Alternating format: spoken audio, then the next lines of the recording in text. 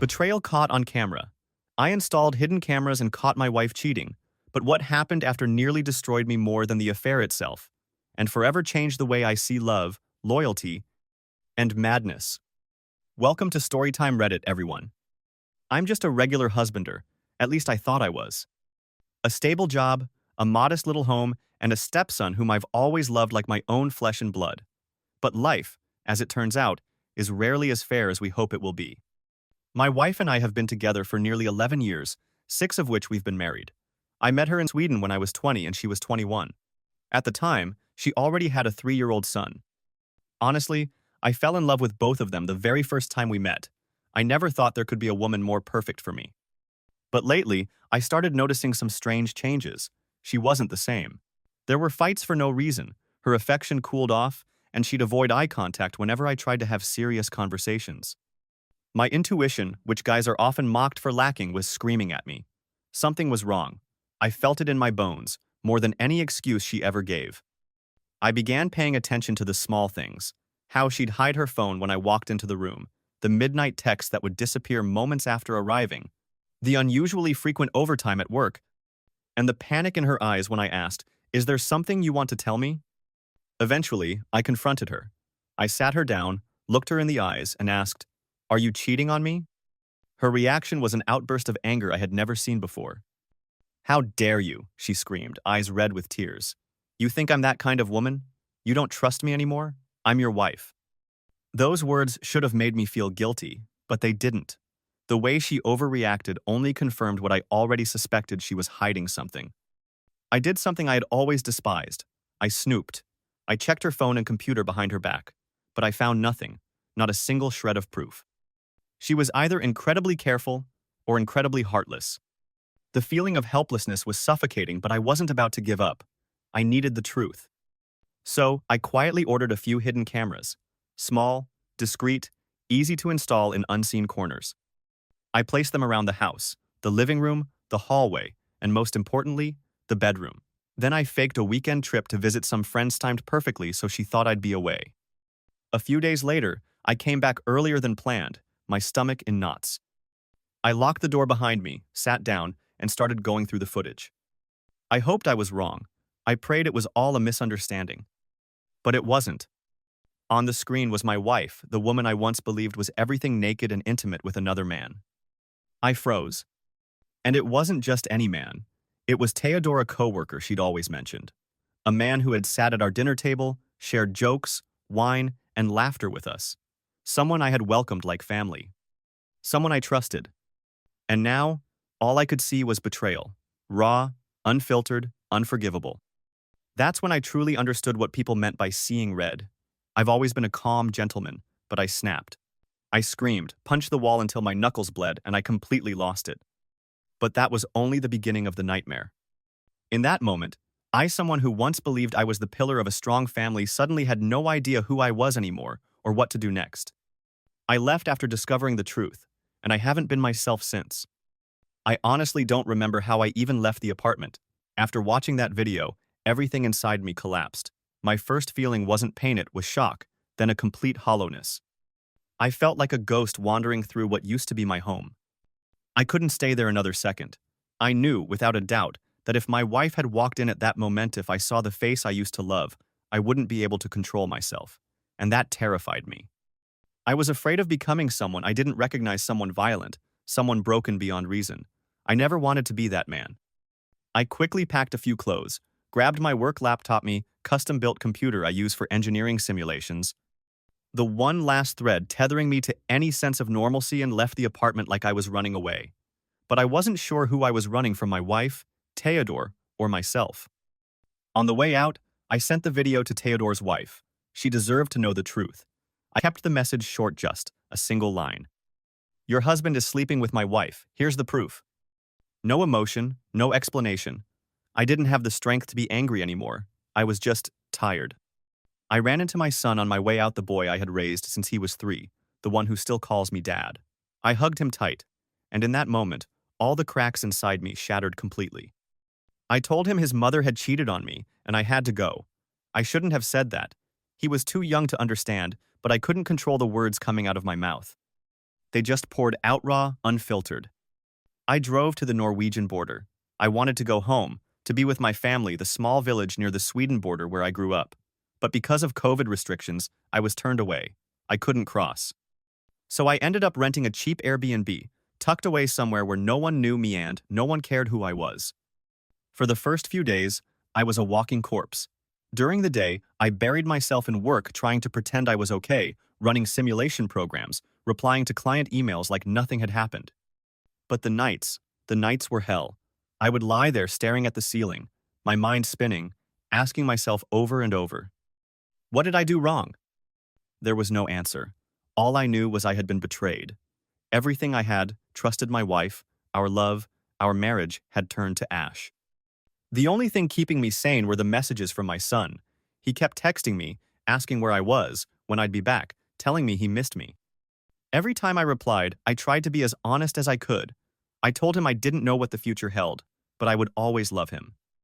On the other hand, messages from my wife and her family came pouring in nonstop, hundreds of calls, text after text.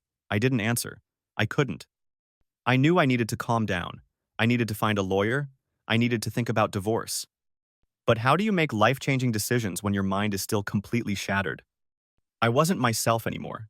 I felt like I had died the moment I watched that video. And what was left was just a shell of a man, barely crawling through each day. I don't know how long it'll take before I feel like myself again. But I know one thing. I need time. I need to find myself again. For me, and for the innocent little boy still waiting for me to come home. I returned to the apartment after nearly a month, and it was my son who pulled me back from the edge. When I left, I thought I was doing the right thing. I needed space to breathe, to process the nightmare I had just witnessed. But what I didn't anticipate was that the one most hurt by my absence wasn't me. It was my son. We'd been texting each other regularly. I called him twice a day. He always replied in a cheerful tone, telling me everything at home was fine. I didn't question it. I wanted to believe he was okay. Because if he fell apart too, I was afraid I wouldn't be able to pull myself back together. But then, one evening, about 20 minutes after our usual call, he called back. His voice trembled. He was crying. And for the first time since I left, he admitted, "Dad, I lied. Things at home aren't okay at all." Every word hit me like a punch to the chest. He told me his mom just sat in front of the television all day, even though it was turned off. There was no food in the house. He had gone 2 days without eating, surviving only on a few sandwiches his friend's mom had made for him during a visit. I rushed home immediately. Even from the hallway, the stench hit marauding garbage, mildew, like a warning that this place was no longer a home. I opened the door and couldn't believe my eyes. The floor was covered in crumpled papers, moldy food, piles of unwashed dishes in the sink, broken glass scattered across the floor, and an overflowing trash can that hadn't been touched in weeks. I immediately called my son over and handed him the burger I had grabbed on my way there. I told him to eat in his room, that I was home now, and everything would be okay. He hugged me tight. That hug was the first time I felt like I was truly needed. Then I went to check on my wife, and what I saw left me speechless. She was sitting in front of the television, completely lifeless. Her eyes were vacant. She was emaciated, her skin pale and unhealthy, eyes sunken, hair greasy and unkempt, clothes filthy, and the smell coming off her was overwhelming. On the floor was a bucket. I later learned it was filled with nearly a week's worth of vomit. I pulled up a chair, sat between her and the screen. She blinked, then, trembling, asked, "Is it really you?" I nodded. She immediately broke down, not crying, sobbing, screaming, convulsing. Her wails were raw, guttural, as if her chest was being torn open. Then, she collapsed. Passed out or fell asleep, I couldn't tell. I panicked.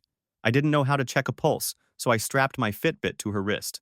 Her heart rate was erratic, spiking between 100 and 150. I ran to the neighbors and asked them to watch my son so I could take her to the hospital. She's been hospitalized for 7 days now. The doctors still don't have a clear diagnosis, but they advised me not to visit for the time being. Every time she sees me, she has a breakdown. I don't blame her. Honestly, I don't even have the energy to be angry anymore. I've been focusing all my time on our son, taking him to school, cooking, cleaning up the apartment which looked like a dump. I even had to replace the fridge. The smell of spoiled food had seeped into it, and no amount of cleaning could get it out.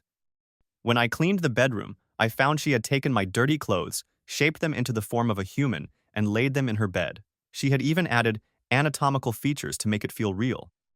I didn't know whether to feel heartbroken or horrified, maybe both.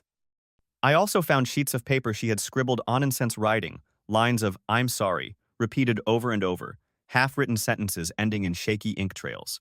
I've never seen anyone so broken. I don't know what lies ahead, but I know one thing for sure. I can't let my son grow up in this wreckage. I have to be strong for him. I used to think she cheated because she didn't love me anymore until the doctor said she's not herself anymore. After I admitted my wife to the hospital, I thought I would feel relieved, but that feeling didn't last long. In fact, it was the opposite. I felt emptier and more lost than ever. I stood in the hospital hallway, staring at the flashing red light outside the emergency room, completely clueless about what was really going on. The woman I had loved and lived with for nearly a decade now looked like nothing more than a hollow shell of who she used to be. The next day, the doctors called me in for a talk, but they ended up refusing to disclose anything. They told me I wasn't considered immediate family. Due to her unstable mental state, the patient had specifically requested that only her mother be allowed access. Even I, her husband, was not permitted to know more. I didn't blame anyone. Honestly, I wasn't even sure if I had the strength to face her at that moment. The pain of betrayal still lingered. But when I saw the woman collapsed on the couch, surrounded by garbage and the stench of vomit, all the anger inside me just vanished. It was replaced by a gut-wrenching sadness. I realized she hadn't betrayed me as a wife. She had unraveled as a human being. Her mother became the bridge between us. Through her, I learned that my wife had fallen into a severe depressive episode with symptoms of bipolar disorder. The doctors were still trying to stabilize her medication and hadn't found a consistent treatment plan yet. She suffered from insomnia, frequent panic attacks, and moments where she couldn't distinguish reality from delusion. That's when I started to dig deeper into these mental illnesses, something I had never truly paid attention to before. I read countless articles, watched videos, joined forums, and every line I read sent a chill down my spine. I began to realize that I had been living with someone who was in deep psychological pain for years, and I had no idea. It all seemed to trace back to the death of her aunt, someone she was incredibly close to 3 years ago. That's when the changes began. She became colder, quieter, exhausted, and hopeless. I just assumed it was stress. Everyone gets overwhelmed, right? I never imagined it was the beginning of a silent breakdown consuming her from the inside out. Reading through her journals and letters, I started to see every sign I had missed. Pages full of reflections, apologies written over and over again, paragraphs that trailed off mid-sentence as if her mind was battling itself. Some pages had only one repeated phrase, "I'm sorry," written hundreds of times, the ink blurred by tears. I asked myself, was the infidelity really a conscious choice? Or could it have been the desperate act of a mind in chaos grasping for life in the midst of despair? I'm not excusing what she did, but I can't deny this one truth. My wife is sick, very sick. Word eventually got out. A few close friends called to check in. Others stayed silent. Most didn't know what to say. Maybe they were just as confused as I was. Even my mother-in-law, who never really liked me, became the only person gently and consistently updating me. She had collapsed in the hospital herself a few times, unable to bear seeing her daughter writhing in episodes of terror. I had already drafted the divorce papers.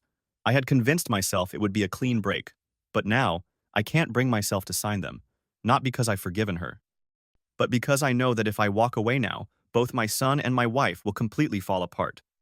I don't know if I have the strength to continue this journey with her.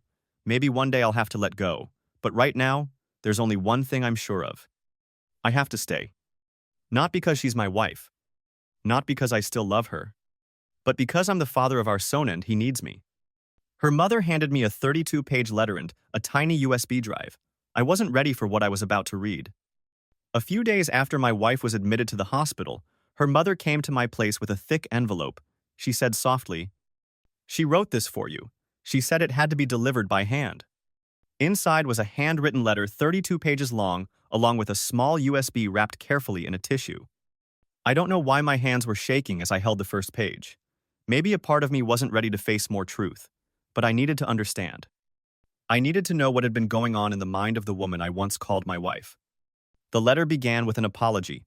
No fancy words, no fluff, just raw honesty that pierced straight through. She apologized for betraying me, for betraying our son, for betraying herself. She wrote, You can hand me any papers divorce, power of attorney, property division, and I'll sign them without reading. I no longer have the right to bargain or demand anything. I thought I was prepared, but the deeper I read, the more it hurt. Not just because of what she confessed, but because of how mercilessly her illness had swallowed her whole.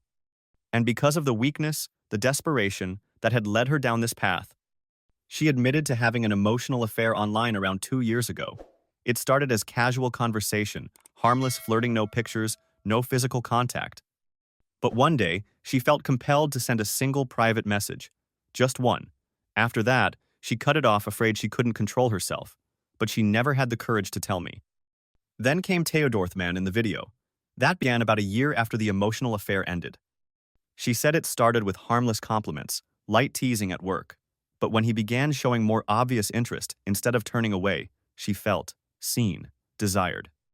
When someone like him, good-looking, married to a gorgeous wife, noticed me, I felt like I mattered. I felt special. That sentence broke me. She admitted she didn't love him. Not at all.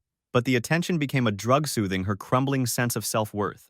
And when he started pulling away, she used sex as a way to keep him around. I didn't enjoy it. I felt filthy. But I was scared of the day no one would want to look at me again. She saved everything on that USB drive, copies of the journal she had kept over the past 10 years, and I read almost all of it. Page by page, line by line, was a journey of a soul slowly unraveling. The early entries were full of love, warmth, the first time she called me family. But after her aunt passed away, the one she was closest to, the tone darkened. She began to drift. She doubted herself. She stopped believing she was worthy of love, of marriage, of anyone. The further I read, the more frantic the handwriting became. Some pages were filled entirely with the words, "I'm sorry," repeated dozens of times. Other pages were pure chaos, sentences that started and never finished, the ink trailing off mid-thought. She had been fighting to hold herself together, but the more she fought, the deeper she sank. She ended the letter with a paragraph I will never forget. "I don't recognize the person who betrayed you. When I look back at what I did, it's like watching a stranger. I know I've hurt you in ways that may never heal. But if there's anything at all that I can do to help you and our son find peace, I'm willing." I cried, like a child. Not because I forgave her, but because this pain, it had too many layers, too many things I hadn't understood before. And now, I had to face them all.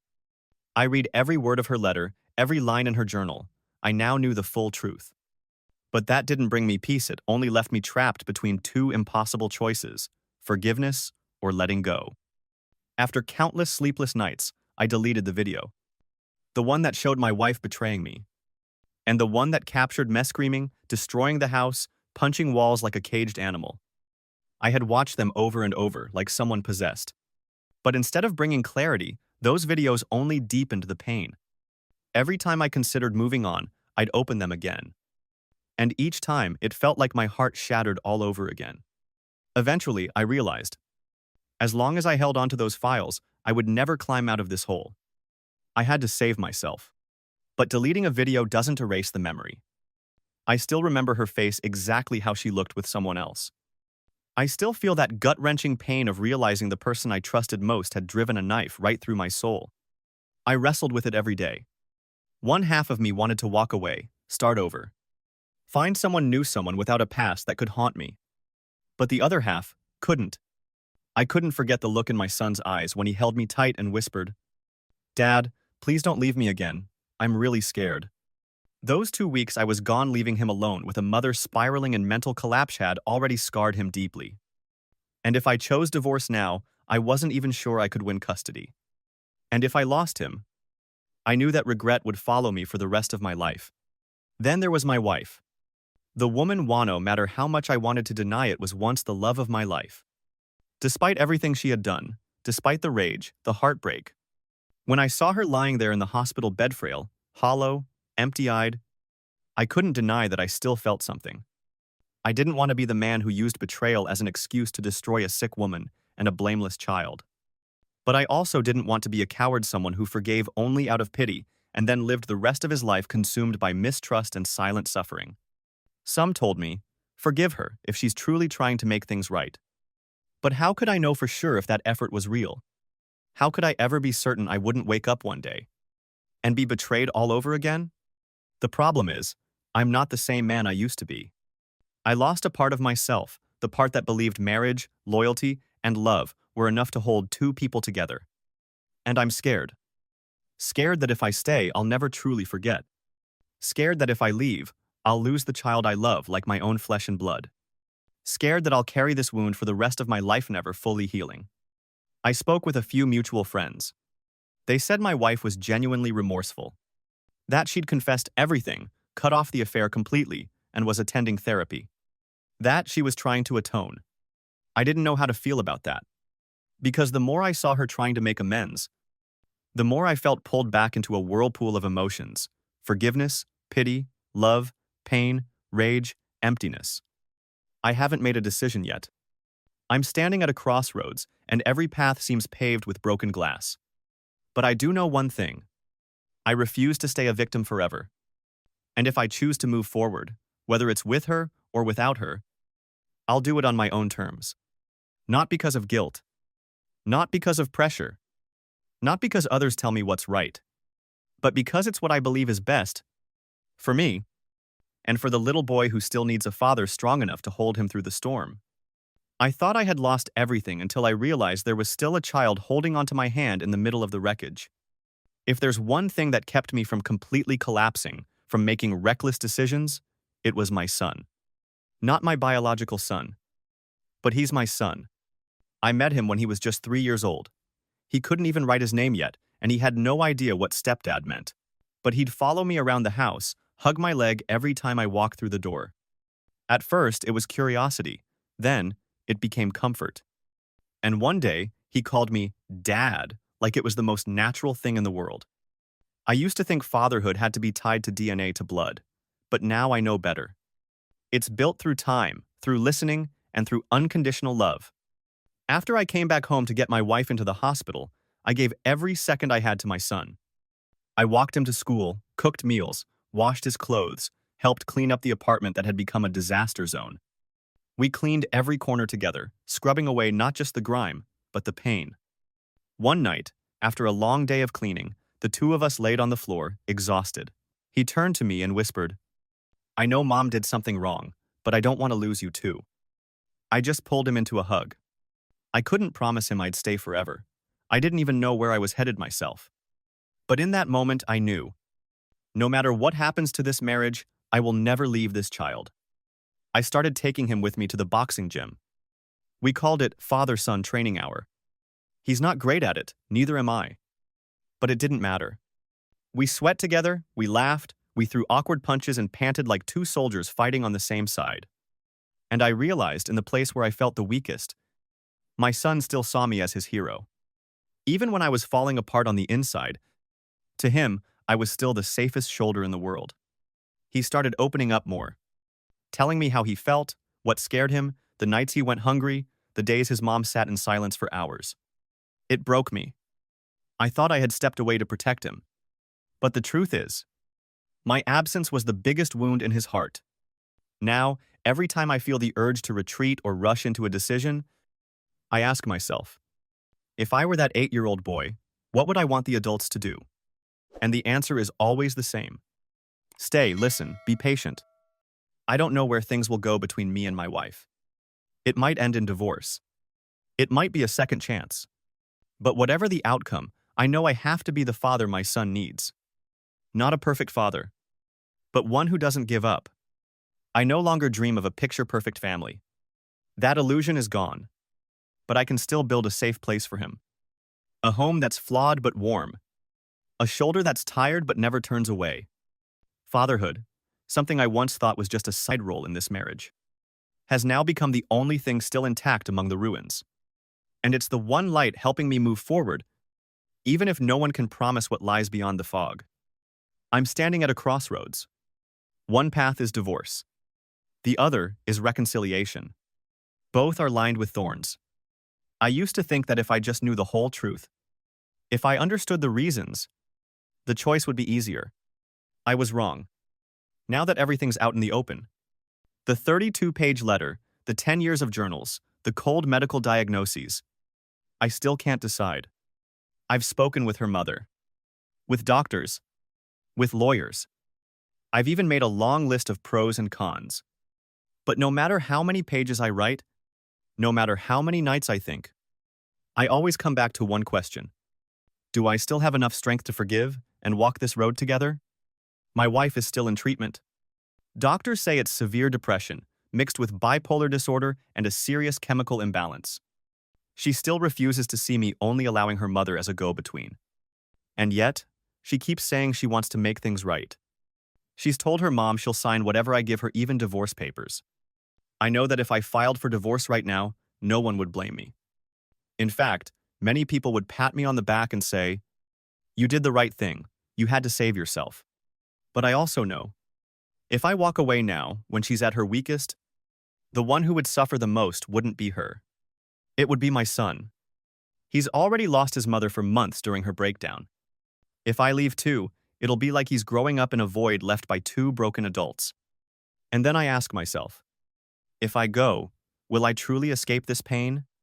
Or will I just carry it into the next relationship, the next chapter of life, and relive the same nightmare with a new face? I'm not naive. I know that if I choose to rebuild, it will be brutal. Years of therapy, rebuilding trust, brick by painful brick. Both of us committing 100%, not just for each other, but for our son. I also have to accept this truth. I can never go back to being the man I was. I'll never trust the same way. Never love as unconditionally. I'll always be on guard, living with a quiet, permanent sadness. But then I remember what she wrote in her letter. I'm not asking you to forgive me. I'm only asking for the chance to help you and our son heal.